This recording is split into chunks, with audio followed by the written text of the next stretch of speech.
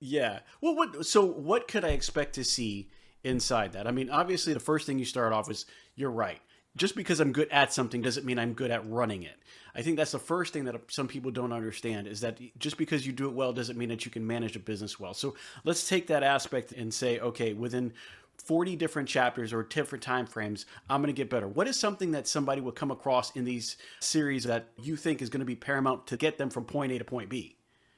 Different businesses are going to come across different things that affect them. I mean, there's nothing in there that gets really into the technical aspects of your specific business. So a lot of that is reflection. But there are some basic fundamentals of business that really haven't changed. You know, everybody thinks all the time we're in this fast changing world, and we are, but what's changing are the tools, not the concepts.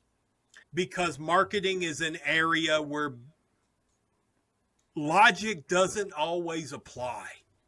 A lot of people have beliefs about marketing, beliefs about how advertising works, and they're just wrong. That common sense would tell you it does this, but that's not the way it works. And so there's a lot of that marketing that comes into play. One of the things I spend a lot of time on is helping business owners understand that their goal in business is not to have a lot of customers. That's an area that a lot of people fall short on because they operate their business for volume. And ultimately, the goal of the business should be for profit. And not always are those two the same. Sometimes they are, but most of the time they're not. In fact, there are almost as many businesses in the country every year that fail because they have too many customers than fail because they don't have enough. Because if you've got a lot of customers, but they're not profit generators for you, they end up creating more work and expense and smaller margins.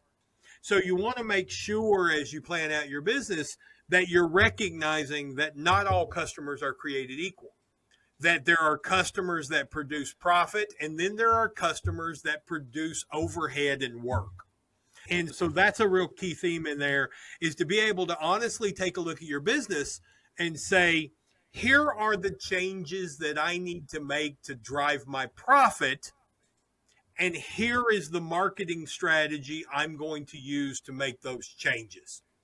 You know, there are 5 metrics that come into play with every business that determines its profit. I don't care if you're Walmart or Lisa's lemonade stand. It's first of all, how many leads does your business have? How many people know what you do, know about you, and know they need or want that service? That's the first thing. How many people are in that group?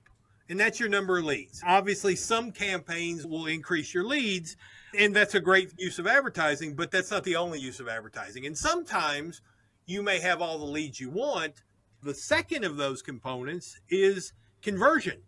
What's your closing rate? How many of those leads do you convert to customers? Maybe you've got a bunch of leads, but they're all going to your competitor or something else. So what's your conversion rate there? The third thing is how often they use you. Does somebody use me?